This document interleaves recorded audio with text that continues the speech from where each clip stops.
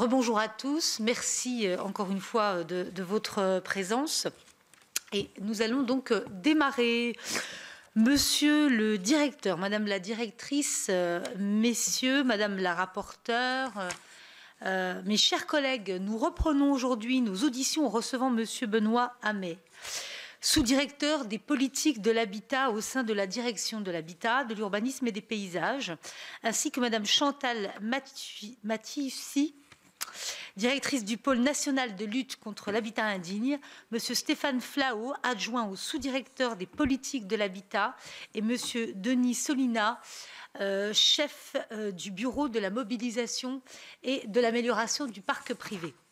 La DHUP, et plus particulièrement la direction des politiques de l'habitat, est chargée de répondre aux besoins en logement et en hébergement des citoyens, notamment en contribuant à programmer la production de logements et à améliorer la gestion de l'offre de logements existants. Le pôle de lutte contre l'habitat indigne assure quant à lui une mission d'expert au service des acteurs de terrain intervenant dans la lutte contre l'habitat indigne, notamment à l'aide des pôles départementaux spécialisés.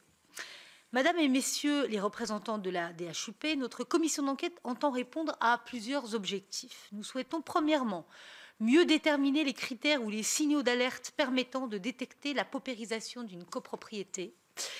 Nous étudions par ailleurs les causes qui conduisent à la dégradation de ces ensembles afin de mieux les prévenir et de permettre une intervention rapide à l'aide d'outils adaptés. Enfin, nous nous intéressons à la manière dont sont prises en charge les petites copropriétés paupérisées qui, pour mémoire, représentent les 3/4 des copropriétés fragilisées. En conséquence, votre audition doit nous permettre de mieux comprendre le rôle de la DHUP dans la définition des outils permettant de repérer, prévenir et intervenir le plus en amont possible contre la dégradation de copropriétés. Monsieur Hamé, après presque 5 ans au sein de la DHUP, d'abord en tant qu'adjoint au sous-directeur du financement et de l'économie du logement, et désormais comme sous-directeur des politiques de l'habitat, vous êtes particulièrement qualifié pour apporter une vision, pour avoir une vision d'ensemble de cette politique, de la manière dont sont fixés les objectifs et dont elle est pilotée. Il nous serait précieux que vous puissiez nous faire part de votre analyse et des améliorations que vous souhaiteriez voir aboutir. Je souhaiterais également avoir votre regard sur la manière dont l'action de la DHUP s'articule avec les autres acteurs qui prennent en charge et accompagnent les copropriétés dégradées. Cette gouvernance est-elle, selon vous, perfectible? En outre, est-il, selon vous, possible, et le cas échéant, de quelle manière, d'accélérer la détection et la prise en charge d'une copropriété en voie de dégradation, puisque l'on sait qu'une intervention tardive de la puissance publique supposera un coût bien plus important qu'une identification en amont. Par ailleurs, Madame la directrice, pourriez-vous revenir sur le rôle des pôles départementaux de lutte contre l'habitat indigne? Quelles sont vos observations de terrain concernant la collaboration entre les différents services publics et partenaires locaux qui luttent contre la paupérisation des copropriétés et de l'habitat indigne? Comment serait-il possible d'améliorer leur action? Comme je l'ai mentionné, nous souhaitons également porter une attention particulière aux situations des petites copropriétés en voie de dégradation. Selon vous, la qualité des outils et de l'accompagnement des copropriétés dégradées est-elle adaptée aux situations spécifiques de ces petites structures? Avant de vous laisser la parole pour répondre à ces premières questions et pour un propos introductif d'environ 15 minutes, il me revient de vous indiquer que cette audition est diffusée en direct et en différé sur le site internet du Sénat et qu'un compte-rendu sera publié. Je dois également vous rappeler qu'un faux témoignage devant notre commission d'enquête serait passible des peines prévues aux articles 434-13, 434-14, 434-15 du Code pénal, qui peuvent aller de 3 à 7 ans d'emprisonnement et de 45 000 € à 100 000 € d'amende. Je vous invite donc à prêter serment de dire toute la vérité, rien que la vérité, à lever la main droite et à dire « je le jure ». Monsieur le directeur, vous avez la parole. Madame la Présidente, Madame la rapporteure, Mesdames, Messieurs, merci. Merci de nous donner la possibilité d'intervenir donc sur la paupérisation des copropriétés. Un sujet dont votre commission s'est saisie après des échanges déjà riches sur le projet de loi sur l'accélération et la simplification de la rénovation de l'habitat dégradé et des grandes opérations d'aménagement. Un sujet qui est évidemment un enjeu majeur pour les politiques de l'habitat. Donc pour l'aborder dans ce propos liminaire, je vais essayer très rapidement, trop rapidement. D'abord de caractériser, d'évaluer, d'apprécier ce phénomène de paupérisation. Ensuite, toujours sommairement, d'examiner l'action de la puissance publique, et en particulier de l'État pour le traiter. Avant de dire quelques mots, puisqu'on est aussi convié en tant que responsable du PNLHI, sur la lutte contre l'habitat dégradé et le rôle de ce pôle. S'agissant tout d'abord du constat, la paupérisation des copropriétés nous semble avérée. C'est un phénomène complexe, pluriel, aux symptômes et aux causes multiples. Donc avant d'aborder les difficultés rencontrées par les copropriétés, il est utile d'avoir à l'esprit quelques données sur ces copropriétés. Ces données font apparaître un parc de logements important, plutôt ancien, constitué essentiellement de petites et de moyennes copropriétés, et présent quasiment partout. Si l'émergence des copropriétés est un phénomène relativement récent, qui date essentiellement de la deuxième moitié du XXe siècle, c'est désormais un phénomène massif, puisqu'en 2022, les copropriétés représentaient 29% des résidences principales, soit près de 9 millions de logements, la quasi-totalité étant des appartements, contre seulement 6% en 1962. On estime qu'il y a aujourd'hui près de 780 000 copropriétés, dont 579 378 immatriculés à date. Une part significative du parc en copropriété est ancien. Plus de la moitié des logements en copropriété ont été construits avant 1974, donc 27% avant 1949 et près de 28% entre 1949 et 1974. Cette hétérogénéité, elle se retrouve également en termes de taille des copropriétés. Comme vous l'avez dit, les petites copropriétés de moins de 10 logements sont les plus nombreuses. Elles représentent près de 71% du parc et près de 71% des copros, et près de 20% des logements en copropriété, sont une proportion qui est supérieure à celle des logements en copropriété de plus de 100 logements, qui représentent 2% des copropriétés et 15% des logements. Donc la majorité des logements en copropriété se situent dans des copropriétés comptant de 10 à 100 logements, 64% dans ces copropriétés. On trouve également des copropriétés quasiment partout. Donc les copropriétés se banalisent au sein des tissus ruraux ou périurbains, mais restent néanmoins un phénomène largement urbain, puisque 2 tiers des logements en copropriété sont situés dans des agglomérations de plus de 200 000 habitants, et 63% du parc de logements en copropriété est localisé dans les 3 plus grandes régions, alors qu'elles ne représentent qu'environ 35% de la population. L'occupation des copropriétés, qui est un élément important si on veut analyser la paupérisation, est un phénomène plus difficile à appréhender. Dans une étude de 2023 consacrée au sujet, faute de précision sur les seules copropriétés, la Banque des territoires avait retenu une approche de l'occupation de ce parc par extrapolation et notamment relevé que 65% des ménages sous le seuil de pauvreté sont logés dans le parc privé, dont un peu plus de la moitié de locataires, et 1/3 des propriétaires occupants, soit 5,5 millions, sont considérés comme modestes ou très modestes. Alors, il faut savoir que la moitié des logements en copropriété sont des résidences principales occupées par leurs propriétaires. Si on essaie d'approcher de plus près la paupérisation des copropriétés, on rencontre différentes notions pour les qualifier. On pourra voir si les critères sont pertinents, mais en fonction notamment du taux d'impayé de charges de la copropriété, on distingue les copropriétés fragiles, qui présentent normalement encore un fonctionnement sain de la gouvernance de la copropriété, mais pour lesquelles apparaissent des signes de première fragilité, et les copropriétés en difficulté, qui connaissent des problèmes fonctionnels et financiers, de gestion et d'administration, des problèmes techniques non traités et pour lesquels on a un risque de départ de la population solvable.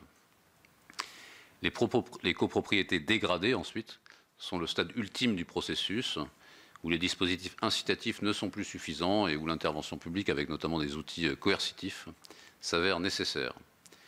Le nombre de copropriétés en difficulté est estimé à environ 150 000 sur 780 000, soit près de 20% du volume des copropriétés, et plus de 1,5 million de logements sont situés dans ces copropriétés très fragiles ou dégradées. L'Île-de-France, notamment la Seine-Saint-Denis et le Val d'Oise, la Provence-Alpes-Côte d'Azur, et particulièrement l'agglomération de Marseille, l'Occitanie, notamment dans ce qui était l'ex-Languedoc-Roussillon, et dans une moindre mesure Auvergne-Rhône-Alpes, le Rhône et l'Isère, sont les régions les plus concernées par les copropriétés dégradées. Et ce phénomène de dégradation continue s'observe un peu partout, autant dans les zones urbaines qu'en zone rurale, même s'il a des causes et des symptômes différents. Cette paupérisation, elle concerne davantage les petites copropriétés que les autres, vous l'avez dit, Madame la Présidente, même si on rencontre plus de difficultés pour bien appréhender le volume des petites copropriétés en difficulté.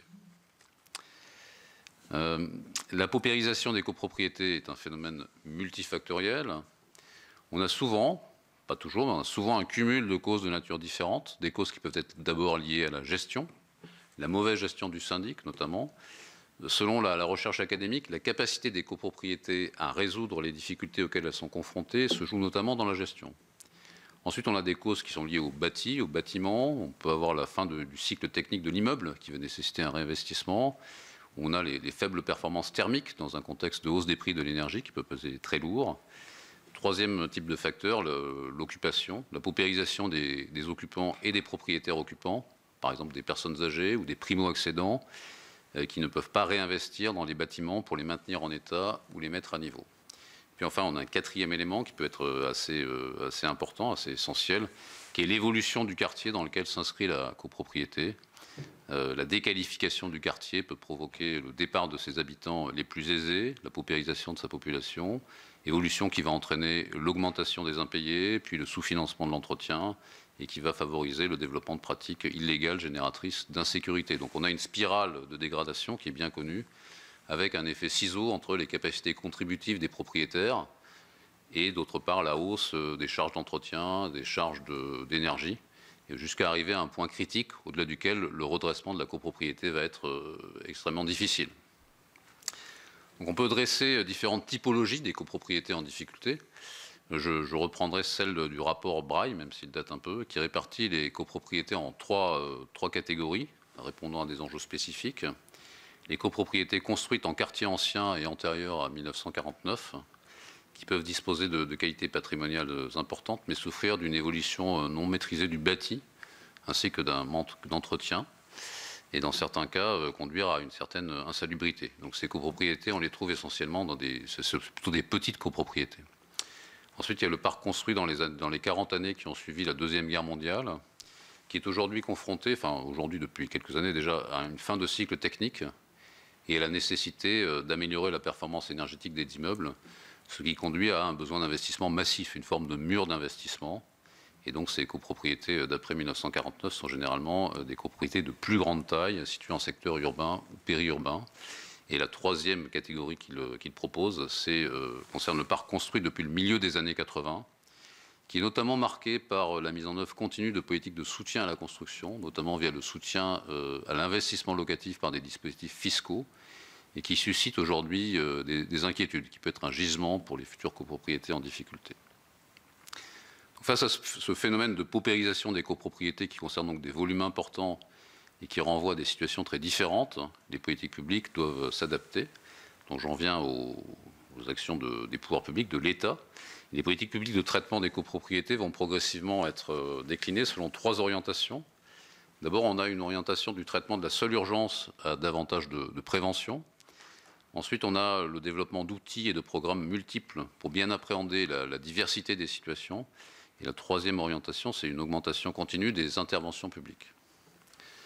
Face à l'accroissement des difficultés des copropriétés, l'État a d'abord cherché à répondre aux urgences, à des situations de copropriété très en difficulté qui se multipliaient, essentiellement liées à une dégradation rapide des grands ensembles, avec toujours ce problème d'appréhension de la dimension propriété privée qui rend très malaisée l'intervention publique.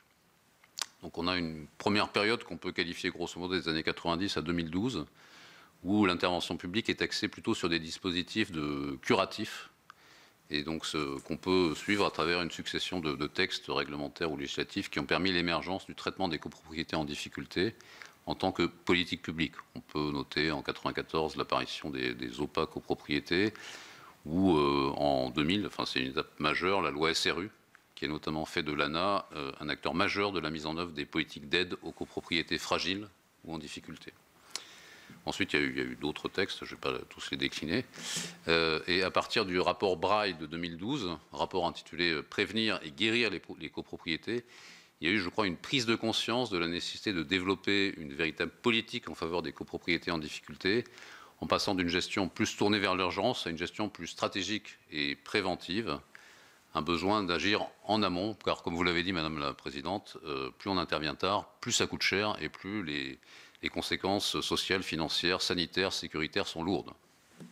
Donc on a une deuxième période, on va dire depuis 2012, où l'intervention publique passe d'une logique d'urgence à une logique davantage préventive. et s'efforce d'agir selon diverses modalités et postures sur l'objet copropriété, avec toujours ce problème du droit de propriété, enfin ce problème, cette réalité du droit de propriété. Et donc on passe, voilà, et donc on s'attache à l'observation, à la prévention des difficultés, à l'accompagnement, jusqu'au redressement et à la requalification. Cette logique de prévention et d'accompagnement, elle se traduit notamment dans la loi ALUR, qui est une étape importante aussi de 2014, qui apporte de très nombreuses avancées, dont la création du registre national d'immatriculation des copropriétés, le fonds travaux, le contrat typo syndic, l'administration provisoire, renforcée, pardon, et elle renforce également les outils d'intervention, les ORCOD, etc. Ces outils sont également renforcés par la loi Elan en 2018. Et puis je vais également citer, mais il y a d'autres textes, l'ordonnance du 16 septembre 2020 en matière de lutte contre l'habitat indigne, qui réforme un petit peu qui unifie un petit peu les polices. Jusqu'à aujourd'hui, et la loi relative à l'accélération et à la simplification de la rénovation de l'habitat dégradé et des grandes opérations d'aménagement, qui a été adoptée donc par votre Assemblée le 27 mars, et dont vous connaissez les principaux apports, donc je ne vais pas revenir dessus. Voilà. Au-delà de ce cadre législatif et réglementaire, les interventions opérationnelles de l'État reflètent les trois orientations précitées. C'est-à-dire qu'on va voir que les opérateurs de l'État, parce que l'État intervient essentiellement à travers ses opérateurs, disposent en effet d'outils multiples, d'outils adaptables, et ils déploient des actions diversifiées en volume croissant.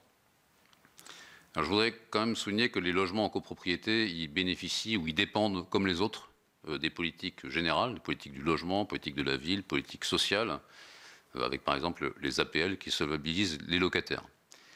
Bon, après, l'État, en lien avec les collectivités locales, a également développé des interventions spécifiques à leur profit, portées par différents opérateurs, au premier rang desquels l'ANA, qui est l'interlocuteur de référence des collectivités pour leur politique de repérage, de prévention, d'accompagnement et de traitement des copropriétés en difficulté. Bon, vous avez reçu la directrice générale de l'ANA, donc je ne vais pas décrire tous les outils de l'ANA, mais je dois quand même dire quelques mots du plan initiative copropriété, même si elle en a parlé, puisque c'est un pilier de la politique de l'État en faveur des copropriétés.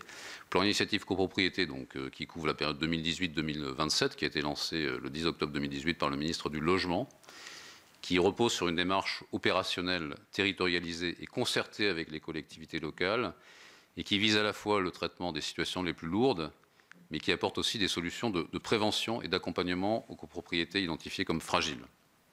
Ce plan, il fédère autour de l'ANA l'ANRU, la Caisse des dépôts et consignations, Procivis, Action Logement et les établissements publics fonciers, qui sont fortement mobilisés afin d'accompagner les collectivités locales.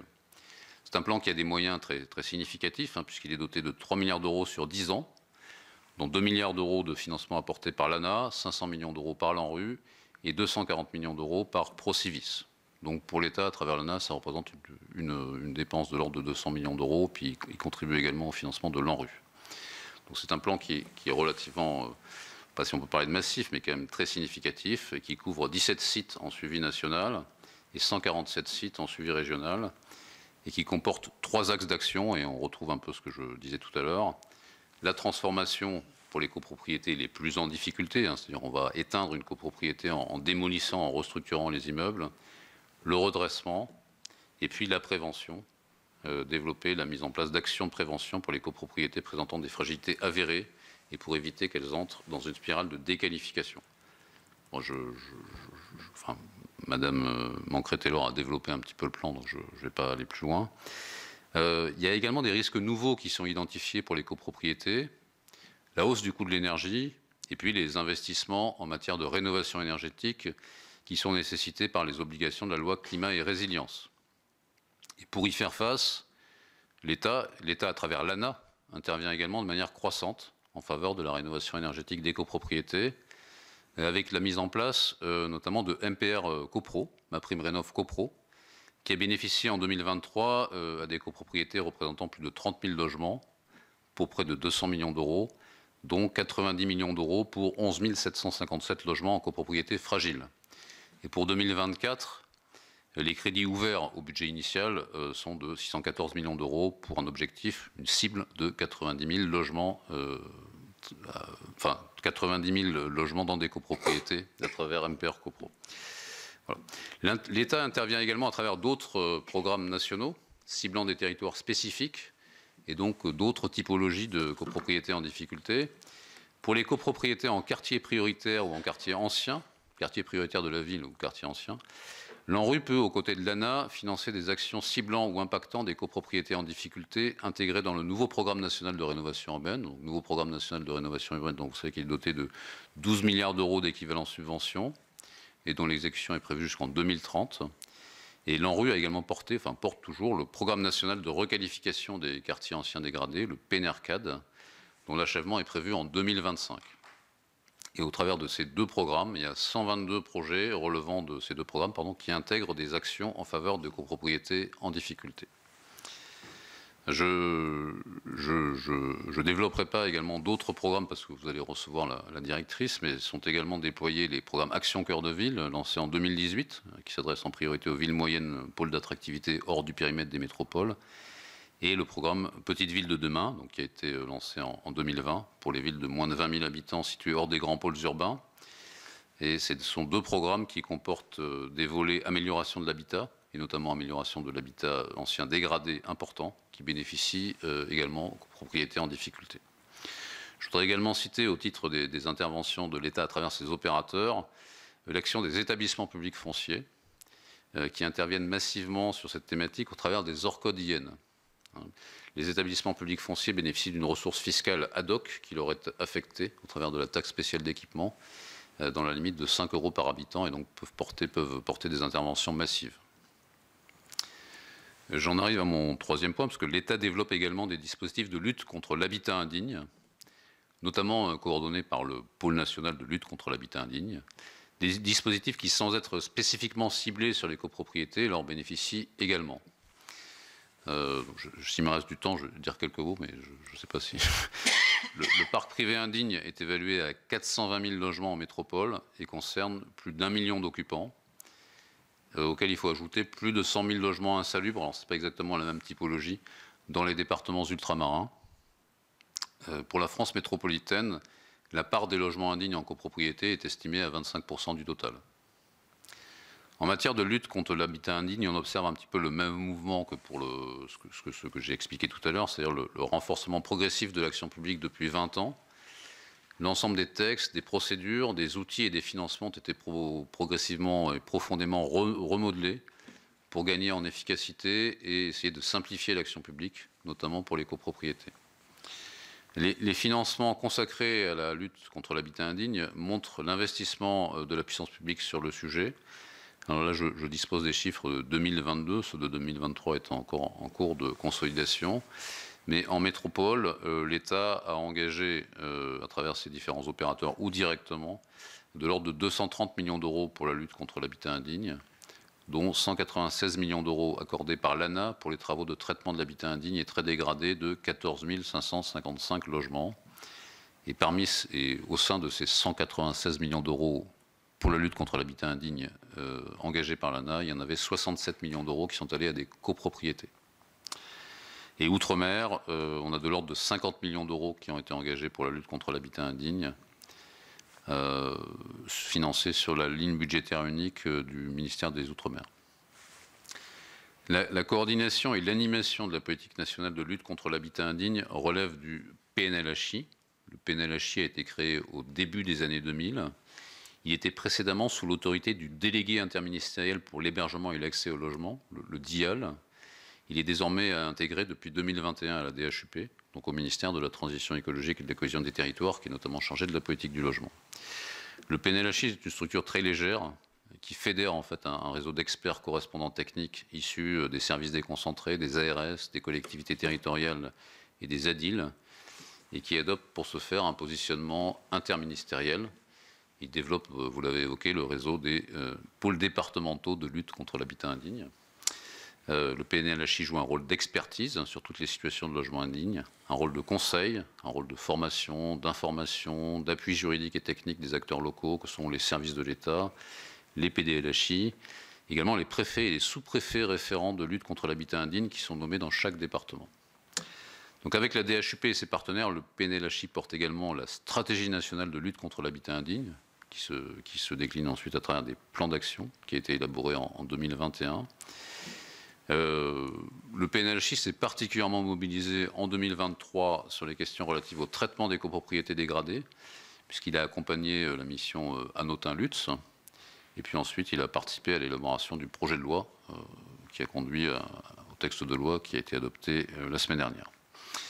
Il travaille désormais, comme la DHUP plus largement, à une accélération du plan initiative copropriété, à travers notamment la déclinaison opérationnelle de la loi qui vient d'être adoptée, de manière à encore amplifier, affiner et approfondir les interventions publiques contre la paupérisation des copropriétés.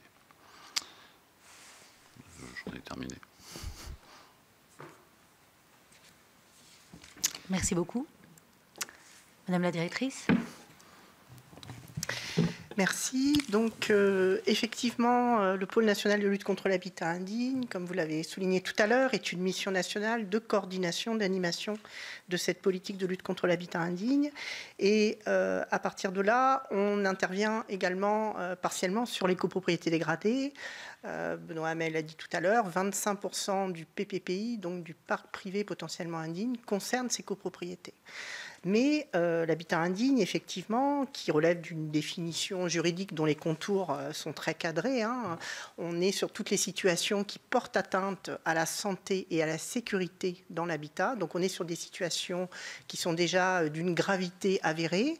Donc le pôle national de lutte contre l'habitat indigne va intervenir sur ces situations les plus graves. Voilà. C'est pour ça qu'il n'intervient pas d'ailleurs sur l'ensemble des copropriétés, puisqu'on va les prendre en charge à partir du moment où il va falloir déployer les polices spéciales du maire ou du préfet pour être sur des modalités d'intervention qui sont des modalités d'intervention coercitives pour obliger donc les propriétaires et les copropriétaires, en ce qui concerne les copropriétés dégradées, à réaliser des travaux pour remettre en état de sécurité et assurer la santé des occupants. Voilà.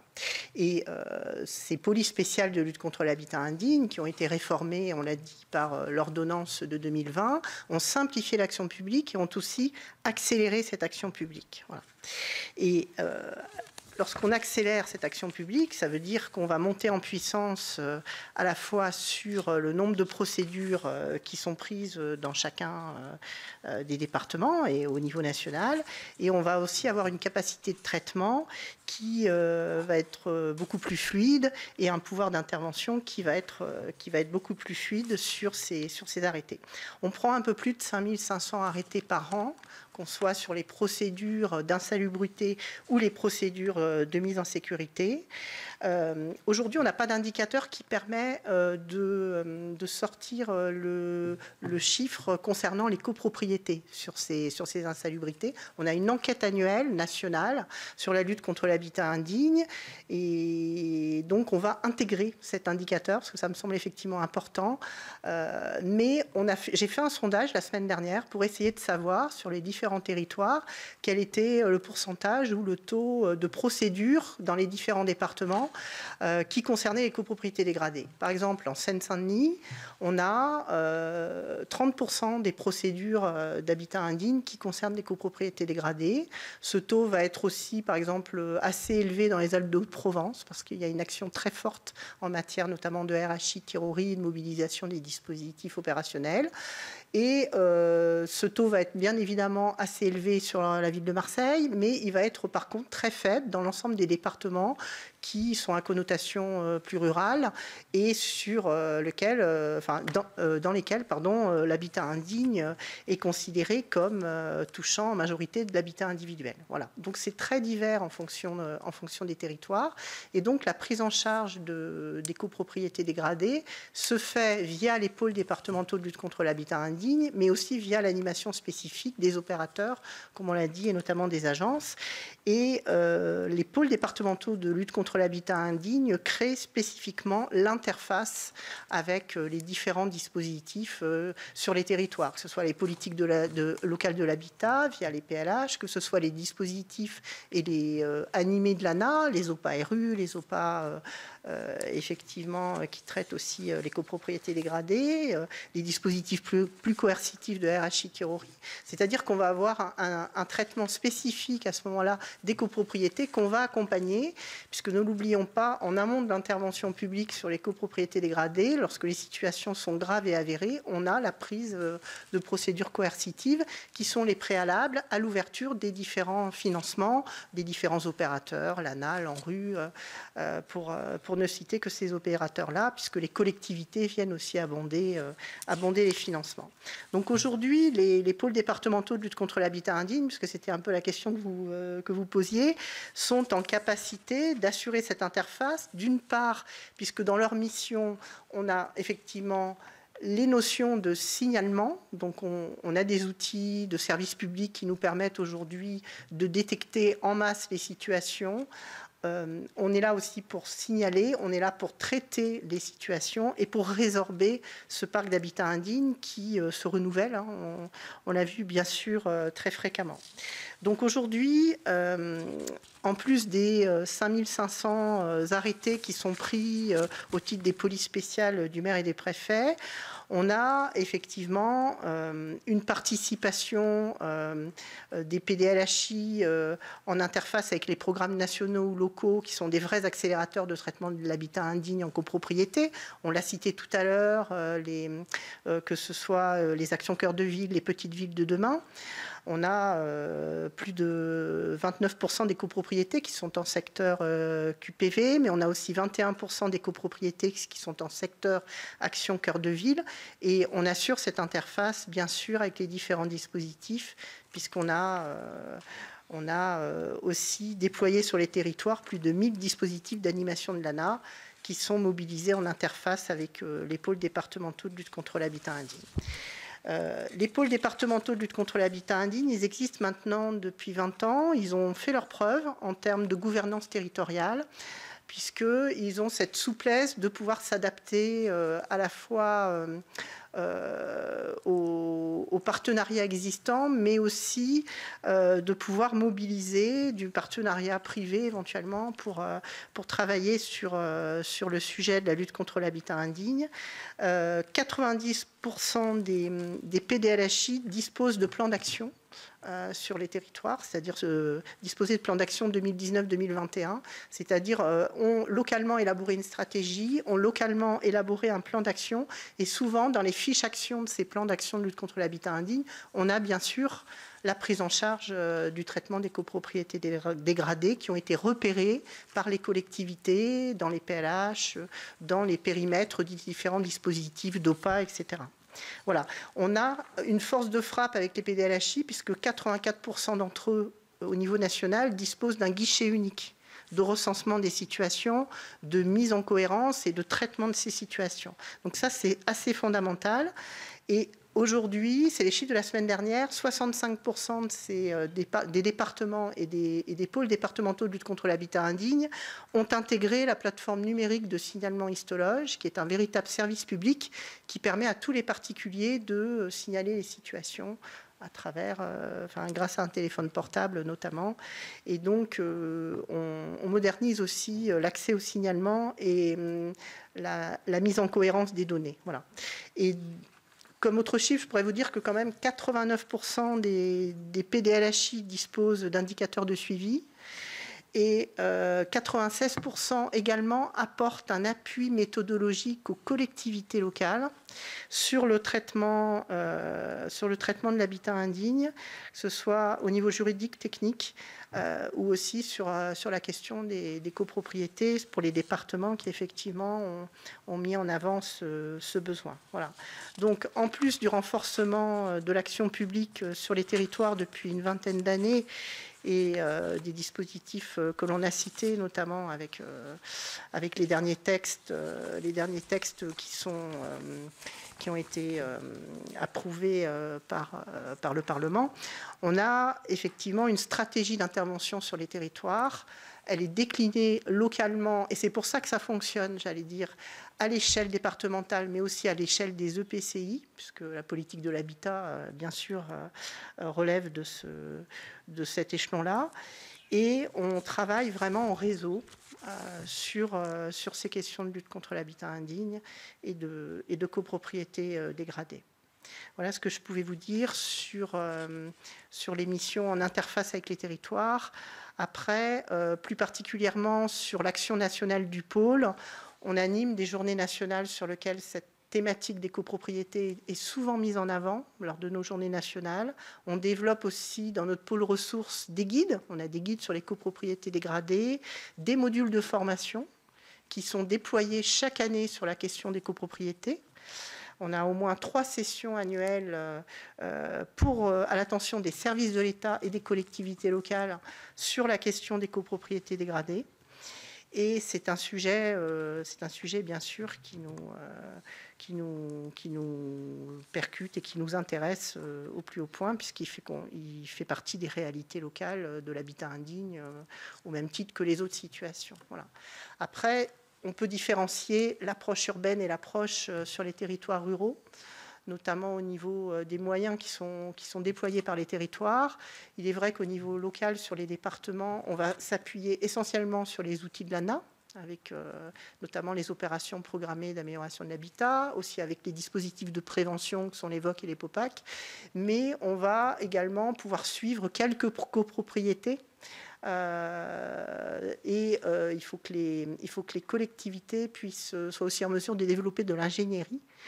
Et je crois que, puisque dans vos questions, il y avait aussi quelles sont vos propositions pour améliorer ce traitement des copropriétés, je crois qu'on peut mettre en avant que, aussi bien en matière de lutte contre l'habitat indigne qu'en matière de copropriété, ce qui est essentiel, bien sûr, c'est d'intervenir le plus en amont possible, c'est tous les dispositifs de prévention, mais ce qui est aussi essentiel, c'est d'assurer un accompagnement des copropriétaires, des occupants, des locataires qui soient performants et qui soient aussi un accompagnement pendant toute la durée du projet. On a vu, pour avoir écouté un peu les différentes auditions, on a vu que le temps de traitement des copropriétés, c'était un temps qui était un temps assez long. Il en est de même pour l'habitat indigne, le traitement de l'habitat indigne. Et la question de l'accompagnement fait souvent la différence sur la réussite d'un projet. Et donc, voilà, quand on traite ces sujets-là, l'aspect social est vraiment fondamental. Voilà. Parce que la technique, le financement, on sait faire, mais l'accompagnement social des ménages est vraiment le sujet qui nécessite d'être développé au même titre que le développement de l'ingénierie, qui aide les collectivités à prendre en charge ce type de dossier. Voilà. Donc on a dans la stratégie nationale de lutte contre l'habitat indigne un volet social, et on va travailler en 2024 et 2025 sur la mise en œuvre d'un certain nombre d'actions, d'amélioration pour l'accompagnement des occupants en matière de lutte contre l'habitat indigne, et aussi essayer de fluidifier les circuits d'hébergement et de relogement. Ça me semble aussi des pistes importantes qu'on a à travailler sur ces politiques publiques pour soigner particulièrement cet accompagnement des ménages. Merci beaucoup, Madame la directrice. Je ne sais pas si vous souhaitez peut-être ajouter. Très bien. Répondre à vos questions. Merci. Je laisse la parole à notre rapporteure, Marianne Margaté. Merci, Madame la Présidente. Je vous remercie pour ce tour d'horizon très précis. Moi, ce que j'ai envie, un peu en réaction au fil des auditions maintenant, je ne sais plus à combien on est, mais des quelques auditions, il y a beaucoup de dispositifs. Il y a cette sédimentation, cette complexité quand même. Voilà, seuls ceux qui le pratiquent au quotidien, j'ai envie de dire, sont devenus des experts, mais c'est vrai que ça reste quand même assez complexe. Et en même temps, je dirais, ça a aussi l'intérêt d'une certaine agilité et adaptation au territoire. Voilà, donc on a l'impression qu'on est sur un outil dont on peut, un Rubik's Cube qu'on peut monter comme un peu on veut, qu'on peut construire pour répondre au territoire. Mais en même temps, il y a des chiffres toujours qui m'interpellent. Quand on avait rencontré l'ANA, je crois qu'elle précisait que c'était 1684 copros suivis dans le cadre du PIC. Et en face, on a au minimum 150 000 copropriétés en difficulté. sans compter les 200 000 qui sont hors répertoire. Donc, si je ne sais pas si on fait une règle, on a au moins plus de 200 000 copros en difficulté si on prend une part de celles qui ne sont pas référencées. Et on a 1165 logements, je crois. Non, je dois me tromper dans mes chiffres. Enfin, on a des rapports en fait qui... On a l'impression qu'on a un phénomène qui s'aggrave, qui va en s'amplifiant et qui va en s'aggravant. Et on dispose d'outils. Et en même temps, on est sur un dispositif qui n'a pas le caractère massif pour faire face à cet écart, en fait. On traite 1%, 1,5% de ce qui est référencé comme copropriété en difficulté. Et sur la question de l'habitat indigne, c'est un peu pareil.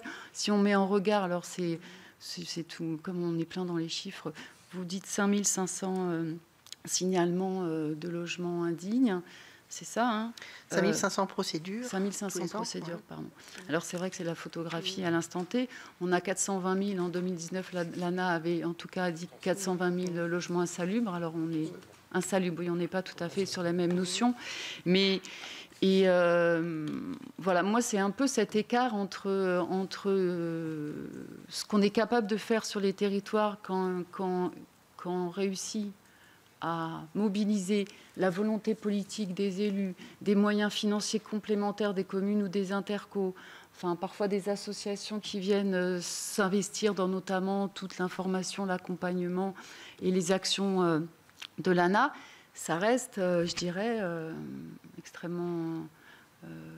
voilà, ça demande une énergie et des financements, mais au regard du phénomène, j'ai l'impression qu'on est bien en deçà du phénomène aujourd'hui d'aggravation des situations des copropriétés et du caractère qui va en se développant. C'est un peu le constat auquel j'arrive. Enfin, le constat, en tout cas, le cadre, le paysage, je trouve, qui s'offre de plus en plus au fil des auditions. Donc, je ne sais pas s'il est partagé, voilà, mais je vous livre parce que ça me pose question quand même. On a beaucoup d'interventions publiques, on a des financements publics. Sont-ils à la hauteur du défi et du mur qui est devant nous sur la paupérisation et la difficulté des copropriétés et des gens qui y habitent? Parce que si on parle souvent de copropriétés, on finit par plus parler de ceux qui les occupent. On est sur quoi, 3-4 millions de personnes qui vivent dans ces copropriétés dégradées. Donc, à un moment donné, je vous donne ce chiffre, vous le contesterez peut-être, mais 1,5 million de logements en nombre d'habitants, je fais un rapport un peu grossier. Voilà, donc moi, c'est un peu cet écart qui me pose question et qui mérite d'être peut-être interrogé. Le rapport que vous citiez, le rapport Breil de 2012, était très intéressant sur le cri d'alerte qu'il lançait en 2012. Enfin, c'est un véritable document de cri d'alerte qui a permis de mettre en place des dispositifs.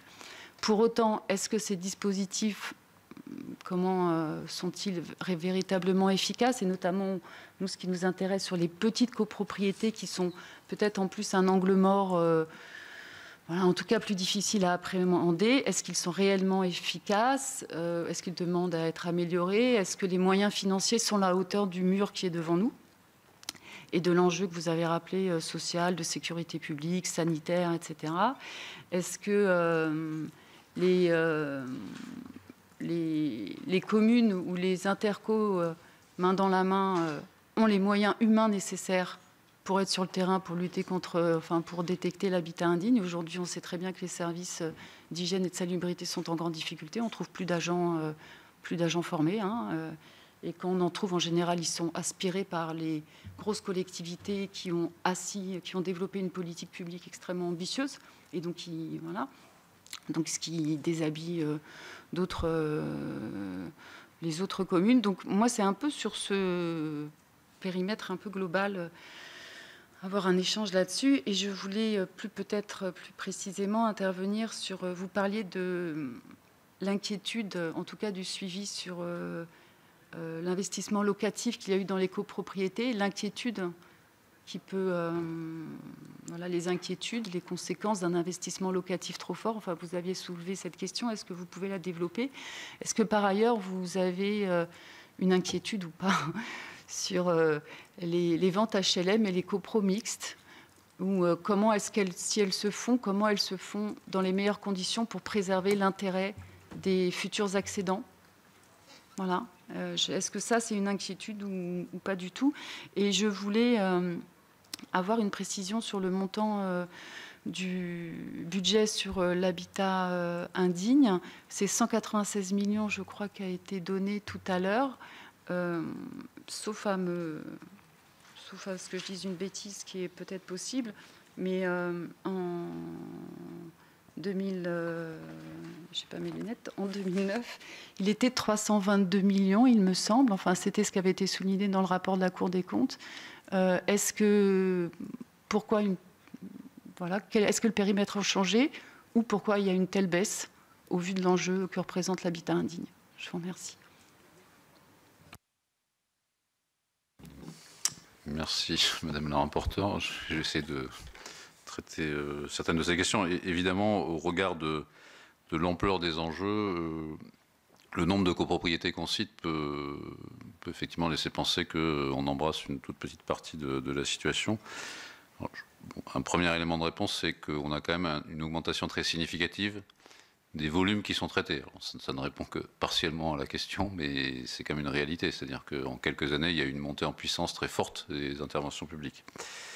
D'autre part, les éléments que vous avez cités, me semble-t-il, se rapportent au plan initiative copropriété, alors qui agrège effectivement pas mal d'interventions, mais qui néanmoins ne prennent pas en compte un certain nombre d'interventions publiques et qui engagent également des financements significatifs. J'ai parlé de MPR Copro. Et puis finalement, au-delà de MPR Copro, il y a MPR tout court qui bénéficie aux propriétaires de logements. Je n'ai pas cité les chiffres, mais c'est quand même des volumes financiers très importants, même si bon, il y a des débats sur les volumes pour les exercices à venir.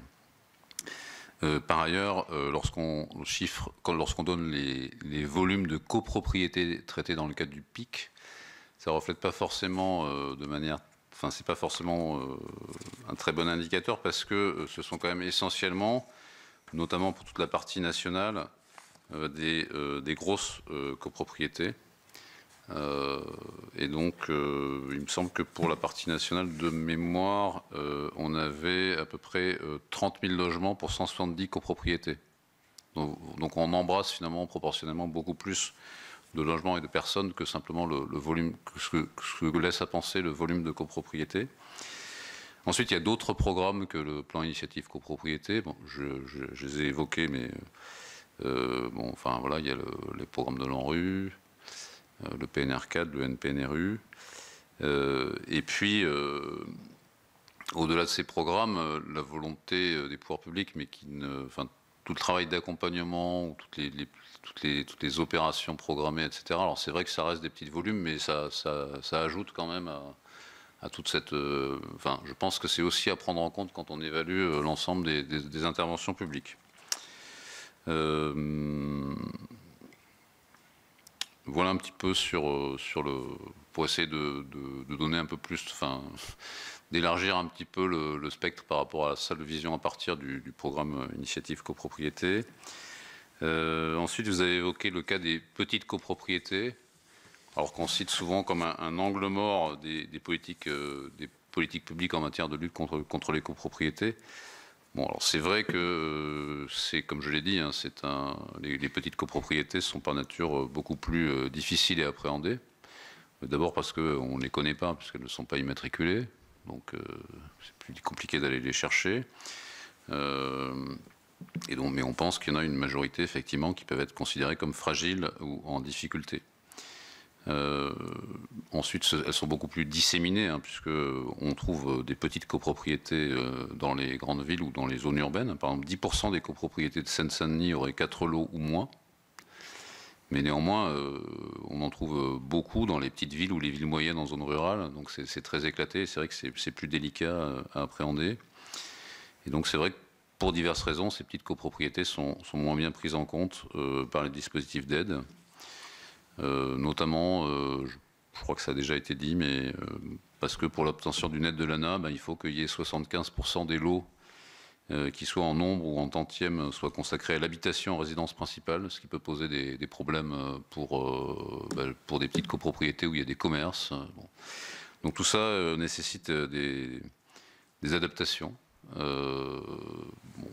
Alors effectivement, il y a probablement encore des progrès à faire en la matière, mais c'est déjà un petit peu pris en compte. Je crois que Valérie Mancret-Taylor l'a évoqué, mais dans le cadre du plan initiative copropriété, il y a une expérimentation au profit des petites copropriétés, où les critères d'intervention de l'ANA sont un petit peu abaissés et les aides un peu majorées. Alors j'ai plus les éléments exacts, mais la nécessité par exemple d'avoir un gain énergétique de 35%, dans la mesure où elle est généralement plus compliquée au regard de l'état du bâti et des interventions en milieu occupé que ça peut engendrer, elles peuvent être abaissées. Bon, c'est une réponse certes partielle, mais ça vous montre quand même que c'est quelque chose qui est pris en compte. Et de la même manière, pour essayer de mieux le prendre en compte, sont développés tous les dispositifs de repérage et d'observation, alors qui sont encore en phase de développement, hein, les VOC, les POPAC, mais voilà. Bon, en tout cas, progressivement, on essaye d'appréhender un petit peu mieux. Voilà. Mais c'est vrai que c'est délicat, d'autant plus que dans beaucoup de ces petites copropriétés, il n'y a pas de syndic. Il n'y a même pas de syndic bénévole. Donc, oui, c'est plus délicat, en effet, à appréhender. Mais en revanche, quand on les appréhende, c'est probablement plus facile à traiter que les très grandes copropriétés. Voilà. Alors ensuite, je crois que vous avez évoqué oui, les risques qui pouvaient être induits par l'investissement locatif aidé par des dispositifs fiscaux. Alors bon, ça fait référence aujourd'hui au Pinel, pour résumer, mais à ses prédécesseurs.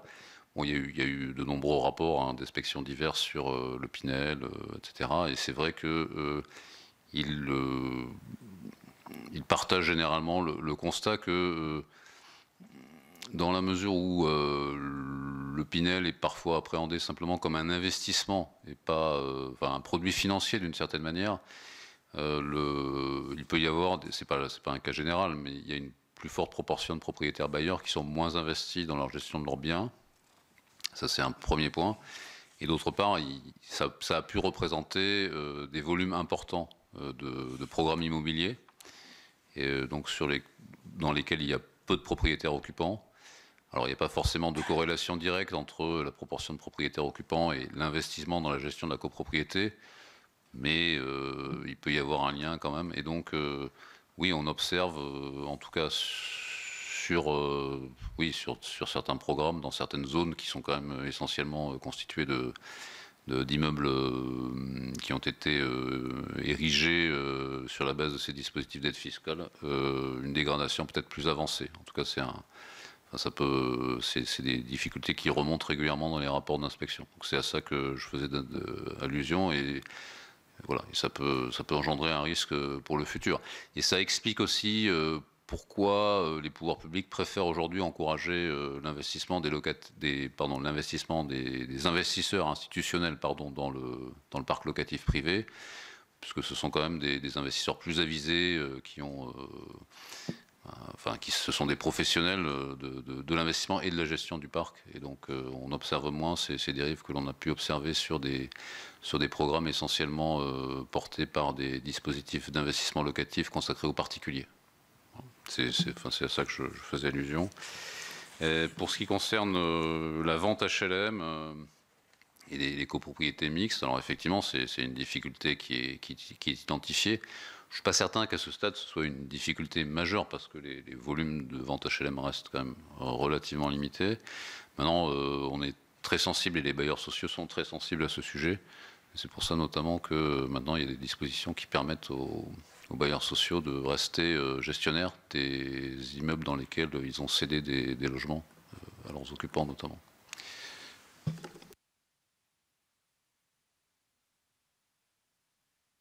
Oui, peut-être pour compléter sur ce que vient de dire Benoît Hamey, donc sur l'expérimentation sur les petites copropriétés pour MaPrimeRénov' copropriété, donc c'est quelque chose qui vient d'être lancé, qui a été voté en fin d'année par le conseil d'administration de l'ANA.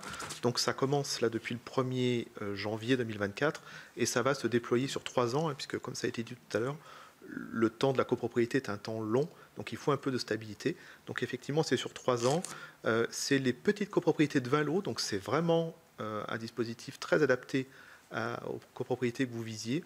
Donc voilà, ça c'est un élément, je pense, de réponse et les financements hein, qui sont prévus sont à hauteur, je pense, de ce qui est attendu pour ces petites copropriétés. Et puis on en tirera un bilan de cette expérimentation au bout de ces 3 années. Et le cas échéant, on essaiera de voir comment on le pérennise ou on le généralise. Et sur ce qui a été dit sur les opérations programmées de l'ANA, aujourd'hui, hein, c'est près de 1000 opérations programmées qui sont déployées sur l'ensemble du territoire. Ça couvre quasiment, enfin c'est plus de 80% du territoire qui est couvert par différents types d'opérations programmées. Et c'est ces opérations programmées-là qui sont au plus près du terrain et qui sont effectivement loin du pic, au plus près des plus petites copropriétés, qui permettent, dans ces partenariats avec les collectivités locales, d'avoir le bon repérage, le bon accompagnement au plus près. Donc aujourd'hui, hein, c'est à peu près hein, chaque année entre 65 et 70 000 logements qui sont traités dans le cadre de ces opérations programmées. Et pour les propriétaires bailleurs, c'est à peu près 4 000 logements. Et pour les syndicats de copropriétaires, c'est environ entre 15 et 20 000 logements par an. Donc c'est quand même pas tout à fait négligeable. Enfin, aujourd'hui, ça vous semble... Enfin, aujourd'hui, vous estimez avoir que les moyens financiers et que les dispositifs, même si évidemment ils s'ajustent et c'est bien normal, et au contraire, c'est preuve d'intelligence quand les choses s'ajustent, sont à la hauteur des besoins ? C'est pas exactement ce que l'on a dit. Après, on est dans un contexte budgétaire extrêmement contraint, que vous connaissez. Donc, les interventions coûteuses sont ciblées sur les copropriétés qui présentent le plus d'enjeux. Et après, tout ce que l'on s'efforce de faire, comme on a essayé de le montrer, c'est d'avoir une action de prévention et d'accompagnement la plus efficace possible pour éviter ces dérives. Bon, mais c'est vrai qu'il y a des facteurs exogènes à la politique du logement qui expliquent un certain nombre de difficultés. Excusez-moi, et sur la question de l'habitat indigne, le budget, est-ce que vous pouvez me préciser Oui, j'ai oublié de vous répondre. Je pense que j'avais pas en tête les chiffres de la Cour des comptes. Je pense que c'est le périmètre d'agrégation hein, qui est différent parce que, à notre connaissance, en tout cas sur la période qu'on a observée, les crédits sont plutôt en augmentation sur la lutte contre l'habitat indigne.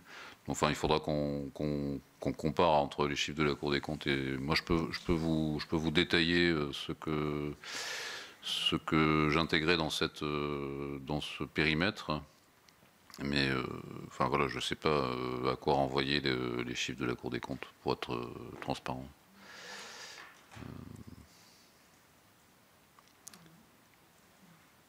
Donc, à notre connaissance, il n'y a pas de baisse. Hein, c'est plutôt l'inverse. Hein. Sur les quelques dernières années, en tout cas, il y a plutôt une hausse sensible.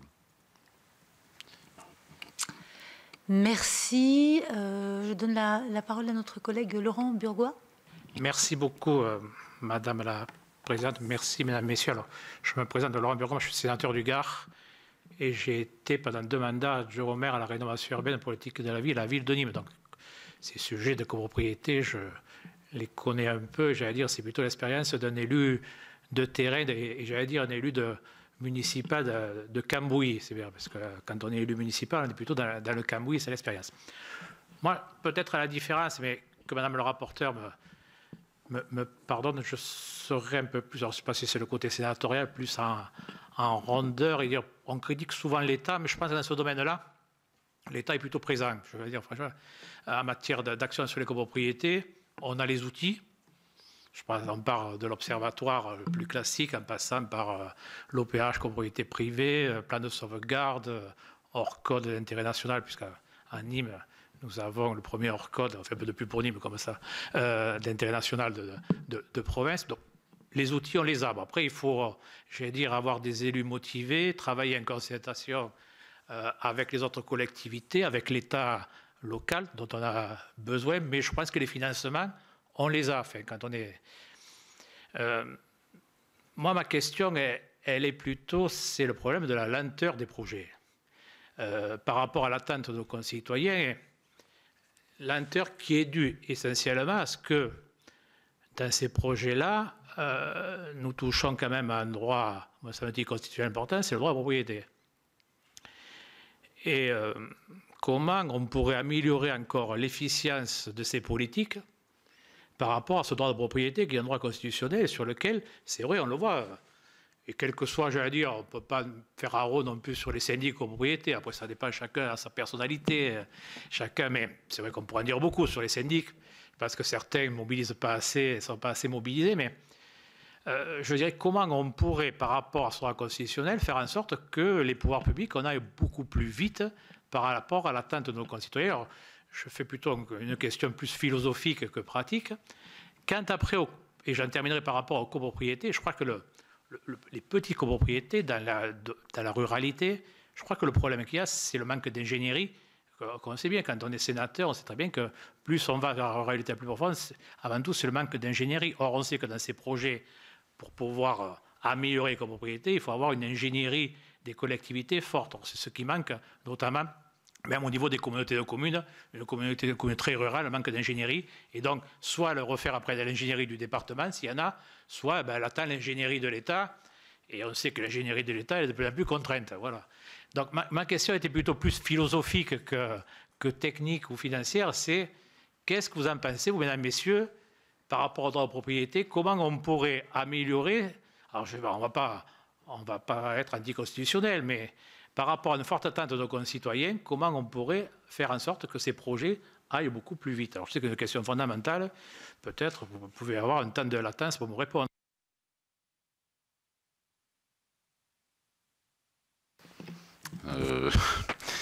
Effectivement, vous touchez du doigt une des problématiques essentielles. En fait, dès qu'on parle du traitement des copropriétés, on est sur une ligne de crête entre la préservation de l'intérêt général et puis le respect du droit de propriété. Et puis intervient également aussi la protection des occupants, qui peut aussi induire des lenteurs. Enfin, c'est normal. Hein. Voilà. Donc on a toujours un équilibre très compliqué.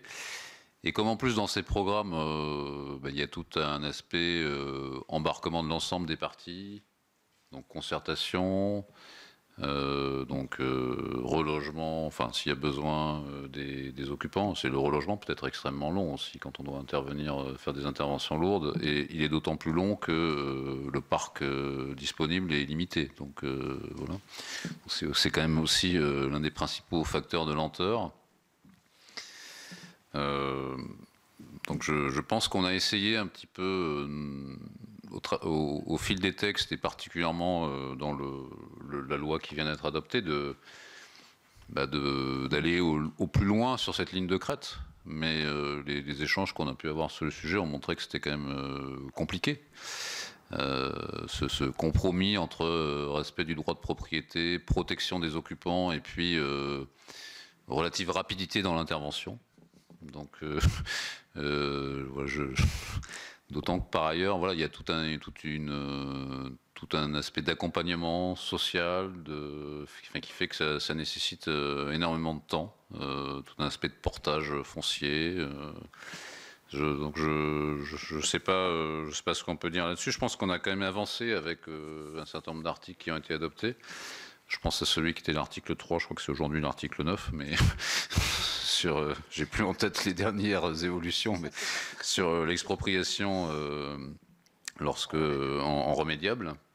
Bon, mais néanmoins, ce sera toujours une difficulté. Et après tout, enfin, je veux dire, c'est aussi parce que voilà, chacun a ses droits et c'est normaux, il faut les respecter. Donc voilà, il y a toujours ce compromis un peu compliqué qui fait qu'effectivement c'est très lent, surtout sur les opérations lourdes que vous avez pu vivre, j'imagine, à Nîmes sur le.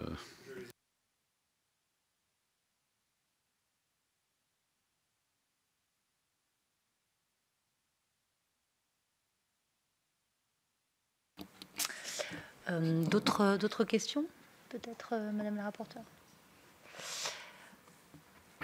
Vous avez cité, est-ce que j'ai bien le guichet unique sur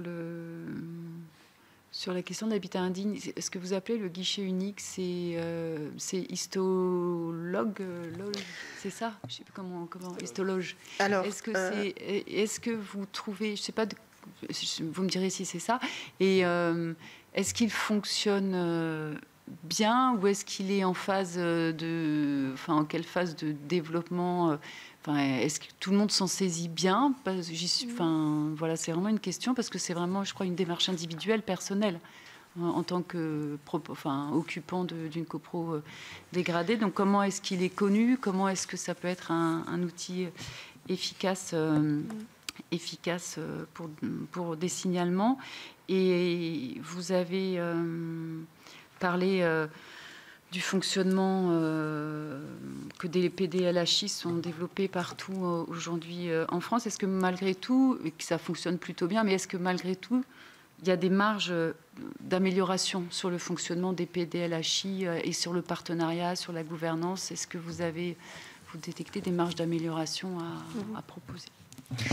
Alors, pour répondre à votre première question, sur la question finalement des signalements et du guichet unique, depuis la création des pôles départementaux dans les années 2000, effectivement, on a historiquement demandé aux pôles départementaux de lutte contre l'habitat indigne de s'organiser en guichet unique des signalements pour recenser les situations et être beaucoup plus efficace finalement dans le travail de qualification des situations et d'orientation vers les différents acteurs en fonction des compétences des uns et des autres. Donc ces guichets uniques, ils existent depuis 20 ans. Au départ, les signalements étaient quasi exclusivement faits par les institutionnels, les assistantes sociales, les élus, les acteurs de terrain, les opérateurs, qui, avec l'accord des occupants, faisaient remonter aux pôles départementaux ces situations. Et on a voulu, dans la stratégie numérique de l'État, on a voulu en fait développer des outils qui soient aussi accessibles aux particuliers et aux usagers. Et je crois que là, c'est la force du niveau dispositif histologe, c'est-à-dire qu'en plus de pouvoir renseigner dans la base de signalement des signalements qui viendraient des partenaires et des institutionnels, l'usager lui-même peut s'en saisir et faire son propre signalement. Et il peut aussi, si il a des problèmes d'accès au numérique, le faire via les maisons France Service, ce qui est un plus. Voilà. Donc on a, à côté de ces dispositifs de signalement, on a aussi le numéro unique, le numéro logement indigne qui avait été mis en place suite aux effondrements de Marseille par Julien de Normandie, et qui est un numéro national qui est géré par l'ANIL et les ADIL, donc les agences départementales d'information logement, qui permet aussi aux particuliers de signaler toute situation via un appel téléphonique. Et l'ensemble de ces signalements, finalement, sont reroutés toujours vers le pôle départemental de lutte contre l'habitat indigne et ce fameux guichet unique. Donc c'est quand même une performance au niveau local que d'arriver à recenser un peu l'ensemble de ces situations. Si on rajoute en plus les situations des collectivités, qui peuvent être faites via les services communaux d'hygiène santé notamment, etc. Donc on a progressé sur ce champ-là. 65 départements sont équipés avec histologe, donc c'est une démarche partenariale qui est faite lorsqu'on présente cet outil aux PDLHI et aux différents partenaires et services. Et donc, c'est une démarche d'adhésion un peu collective pour que tout le monde se serve de cet outil et puisse efficacement s'en servir et donc qualifier les situations plus rapidement. C'est un gain de temps phénoménal. On n'a plus d'échange de mails, on a tout dans une base qui est partagée par les acteurs du PDLHI. Et c'est vraiment un gain de temps, même si il y a encore des améliorations bien sûr possibles sur l'outil, mais en tout cas tous les services qui l'utilisent considèrent qu'on fluidifie et on accélère l'action publique parce qu'il y a une préqualification de la situation, et donc ça permet quand même d'aller beaucoup plus vite sur le traitement des situations aussi par la suite. Voilà. C'est pas un outil parfait, mais c'est une aide, cette aide numérique est d'une grande utilité aux acteurs locaux, pour les acteurs locaux. Parce que le déploiement se fait justement avec une démonstration de l'outil à l'ensemble des partenaires locaux, et que ça prend du temps que de faire adhérer un projet, parce que c'est un projet local en fait. C'est pas un outil qui va être plaqué comme ça du niveau national vers le niveau local. C'est chacun se saisit de l'outil et crée un peu un outil qui lui corresponde et qui correspond à son fonctionnement et sa gouvernance locale. Et ça a même d'autres vertus, c'est-à-dire que sur les territoires qui étaient peut-être un peu plus faibles en matière de gouvernance locale, sur le pilotage de la lutte contre l'habitat indigne, c'est aussi un moyen de créer une nouvelle dynamique et de déployer une nouvelle gouvernance. Donc oui, enfin voilà, donc c'est vraiment un plus si on enlève quelques aléas techniques et informatiques qui se règlent ici ou là, mais c'est vraiment un plus pour les territoires. Voilà, donc ça c'était pour votre première question. Et votre deuxième question, excusez-moi, je l'ai un peu oublié. Et sur les questions des gouvernances aussi. Oui, sur la question de la gouvernance locale. Voilà. Donc, un premier outil d'aide à la gouvernance, donc ce sont ces fameuses plateformes numériques. Et on a, depuis 2017, des sous-préfets référents qui sont nommés au sein de chaque département et qui travaillent de manière interministérielle. Donc ça, c'est quand même aussi intéressant. Sur le même schéma que nous au niveau national, du coup, avec l'ensemble des services déconcentrés concernés, que ce soit sur le volet technique, le volet social, et qui, du coup, sont un peu les chefs d'orchestre au niveau local de la stratégie habitat indigne et de la déclinaison des plans d'action. Ils s'appuient sur les DDI, donc notamment sur les DDT et des DTM au niveau local, qui sont en général les services qui animent ces pôles départementaux, et donc ils travaillent en interface avec les agences régionales de santé, les collectivités et les services communaux d'hygiène de santé lorsqu'il y en a dans les départements. Voilà. Donc cette gouvernance, elle fonctionne bien. Elle monte en puissance. Moi, j'ai eu l'occasion, là, depuis que je suis en poste, ça fait 2 ans et demi, d'entamer un tour de France aussi pour aller vers ces pôles départementaux. J'étais par exemple la semaine dernière dans l'Orne, enfin voilà, dans les départements urbains ou dans les départements ruraux, pour appuyer aussi cet élan d'action locale, et puis donner... voilà, cet appui national permet aussi de renforcer la gouvernance et d'entendre aussi ce qui se dit sur les territoires pour faire justement, un peu comme on l'a fait sur la mission Hanotin-Lutz, mais se servir bien sûr de toute cette matière locale pour voir quels sont les freins et faire des pistes d'amélioration au fur et à mesure qu'on examine le fonctionnement des dispositifs. Voilà. Donc on est vraiment dans un système souple avec une interface directe entre le niveau national et le niveau départemental qui permet d'ajuster et de s'adapter. Et notre travail de réseau aussi avec nos partenaires, parce que le réseau Habitat Indigne, c'est à la fois les services de l'État, mais aussi les collectivités locales. J'ai dans mon réseau des directeurs de collectivités locales, des directeurs de l'habitat, mais j'ai également des directeurs d'ADIL, j'ai aussi des techniciens, des praticiens, voilà. Donc en fait, c'est toute une échelle d'intervention sur l'habitat indigne qui permet finalement d'ajuster au fur et à mesure en fonction des besoins des territoires et des freins qui sont identifiés ici ou là sur les dispositifs. Donc c'est ça aussi qui vient enrichir ensuite la gouvernance.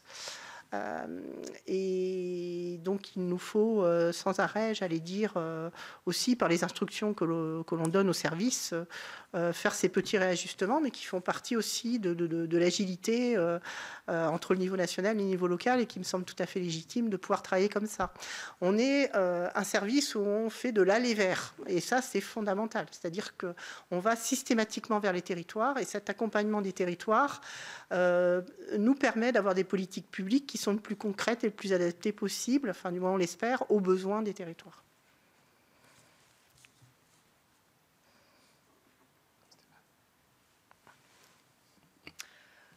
Une ne sais pas s'il y a d'autres questions. Juste je reviens sur vos premiers propos, Monsieur le Directeur. Vous avez dressé, j'en dirais un peu, tout l'historique finalement du traitement de cette problématique de l'habitat dégradé, de l'habitat indigne. Vous l'avez dit, une des clés est, bien sûr, ou une des clés, un des éléments pour le traiter, porte sur la prévention et donc l'identification. À aujourd'hui, est-ce que vous estimez justement disposer d'assez de données pour pouvoir justement identifier et donc prévenir? Est-ce qu'on peut encore, parce qu'on le sait, hein, c'est encore une fois la clé, est-ce qu'on peut encore s'améliorer pour pouvoir justement davantage détecter et donc identifier et donc prévenir? Et puis deuxième question, mais plutôt dans la veine de ce qu'a dit Madame la rapporteure, mais je vais peut-être poser la question différemment. À vous écouter, on a aujourd'hui une multitude de dispositifs, d'outils, en capacité de traiter finalement toutes les problématiques que nous rencontrons véritablement, puisque vous avez abordé les grandes copropriétés, les petites copropriétés. Donc j'ai le sentiment vraiment que l'état des lieux, le constat est très juste et très partagé, en tout cas sur ce que nous vivons sur les territoires. Mais moi, je ne dirais pas que ça ne fonctionne pas ou que ça ne fonctionne pas assez, hein, puisque le sujet, vous l'avez dit, hein, est quand même assez complexe Mais c'est plutôt... est-ce qu'il manque des outils, déjà, puisqu'on parle souvent de cette différenciation entre les territoires, rural, urbain. Il y a des dispositifs aujourd'hui, vous l'avez dit, Action Cœur de Ville, Petite Ville de demain, qui intègrent déjà une façon différente de traiter. Mais est-ce qu'il y a aujourd'hui encore des zones qui ne sont pas traitées véritablement? Et puis, la deuxième question, c'est justement pour gagner en efficacité, est-ce que nous sommes vraiment dans cette logique aujourd'hui de chaîne? Est-ce que dans la façon dont les choses sont coordonnées, est-ce que chacun fait ce qu'il y a à faire au bon moment? Voilà, je vais le dire de façon encore plus simple, puisque à partir du moment où on a les moyens, on a les outils, je parle de moyens, on est bien d'accord, on peut toujours avoir plus de moyens, mais à partir du moment où on a tout ce qu'il faut pour, on se pose quand même la question, encore une fois, de l'efficience, de l'efficacité. Encore une fois, est-ce que chacun est à sa place dans cette chaîne de traitement des copropriétés aujourd'hui dégradées? Merci.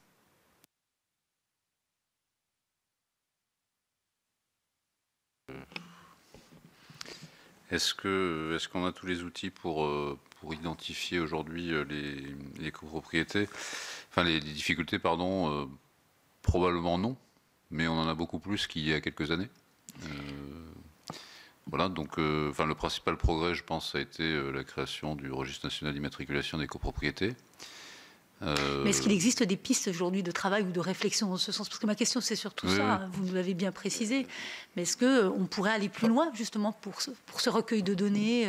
Le travail, par exemple, excusez-moi, je vous ai interrompu, mais avec les collectivités territoriales, les acteurs de terrain, bien sûr, on le sait, ce sont des acteurs majeurs qui nous permettent d'identifier. Mais est-ce qu'il y a des circuits autres à mettre en place? Il y a des dispositifs qui sont mis en place, mais qui sont probablement insuffisants. J'ai évoqué les VOC, il y en a assez peu aujourd'hui, les dispositifs d'observation de l'ANA. Il y a effectivement tout un... On ne peut pas dire que ce soit un angle mort complet, mais il y a l'appréhension des petites copropriétés sur lesquelles il faut qu'on progresse et qui nécessite effectivement un travail plus poussé avec les collectivités locales. C'est quand même quelque chose qu'on s'efforce de développer depuis quelques années. Donc voilà, ensuite peut-être qu'on pourrait enrichir le registre national d'immatriculation des copropriétés. Mais bon, on observe quand même de semaine en semaine que le nombre de copropriétés immatriculées augmente régulièrement. Donc progressivement, la connaissance s'affine. Et donc les trous dans la raquette diminuent, ou disons se rétrécissent. Voilà. Oui, on pourrait également...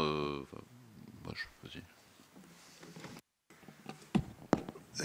Dans les outils existants qui peuvent être optimisés, encore que la situation soit assez disparate et que certaines collectivités et l'État local s'en soient déjà bien saisis, il y a quand même un outil qui fonctionne sur plusieurs années avec des des revoyures assez établies, qui est le programme local de l'habitat, qui ne doit pas parler que du logement social, parce que c'est un tropisme, mais aussi du parc privé. Et là, les textes le prévoient, les pratiques sont en place, les guides sont là, et il y a peut-être un effort collectif pour, dans certaines situations, bien rappeler à tout le monde, hein, État local, collectivité, que le volet parc privé et le volet copropriété est un point important et qu'il y a des outils qui permettent d'affiner un observatoire, donc un diagnostic, et donc peut-être mener quelques actions, y compris d'actions de prévention. Et donc c'est quelque chose que nous poussons à la sous-direction. Et nous avons été, on va dire, c'est pour nous un complément de l'action un peu dure de l'ANA, enfin massive en tout cas, de l'ANA ou de l'État. C'est-à-dire que effectivement, quand on intervient au niveau du Nord-Codienne, on a envie de dire à l'agglomération, est-ce que vous avez bien votre observatoire sur toutes les autres copros et qu'il n'y ait pas juste un effet de masque en allant traiter la grande copropriété en très très grande difficulté sur lequel la solidarité nationale doit jouer, mais aussi se dire qu'il y a peut-être des mécanismes à une autre échelle qui sont en train de se mettre en œuvre. Et donc du coup, très souvent, on resensibilise, on ne peut pas imposer bien sûr, que le PLH change de braquet sur le volet copro. Et ça, on pourra nous agir notamment dans les guides, les circulaires, les recommandations aux services, aux préfets là-dessus, mais si on est appuyé, ça nous aidera. Il y a peut-être aussi un certain nombre de données supplémentaires qu'on pourrait rentrer dans le registre national d'immatriculation des copropriétés. Bon, mais après, plus on demande, plus c'est aussi une contrainte hein, pour ceux qui doivent le remplir. Donc il y a un arbitrage à faire hein, pour les syndics. Bon, c'est vrai que l'appréhension des copropriétés fragiles ou en difficulté à travers le taux des impayés, c'est probablement un peu... C'est un bon indicateur, mais c'est peut-être pas un indicateur suffisant, ou en tout cas il pourrait être corroboré par d'autres. Donc on pourrait réfléchir sur, je sais pas, des ratios relatifs à la qualité de la gestion, au volume d'investissement en matière d'entretien ou de réparation qui ont été réalisés. Bon, ce sont des pistes qui pourraient être explorées, mais c'est toujours pareil, il y a toujours un équilibre à trouver entre les nouvelles contraintes que l'on crée et le résultat auquel on aboutit, sachant qu'en fait la principale difficulté aujourd'hui, enfin la principale peut-être que je résume, mais enfin, l'une des grandes difficultés c'est plutôt les copropriétés qui nous échappent aujourd'hui en fait. Voilà. Donc on pourrait mieux appréhender peut-être des copropriétés en difficulté parmi celles qu'on connaît, mais bon ça ne traitera pas celles que l'on ne connaît pas bien. Oui, il y a aussi effectivement à travers le plan pluriannuel de travaux on pourrait mieux appréhender les difficultés. Ouais.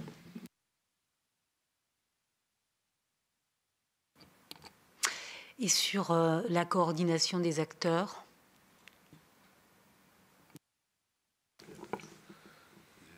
Oui, non, effectivement, le PLH est un outil de coordination des différents acteurs. Après, sur la partie qui est plus orientée lutte contre l'habitat indigne, la directrice du pôle l'a dit, mais on a poussé les pôles départementaux à plus de partenariats quand on a fait une circulaire qui était pour la première fois co-signée par le ministère du Logement et le ministère de la Justice.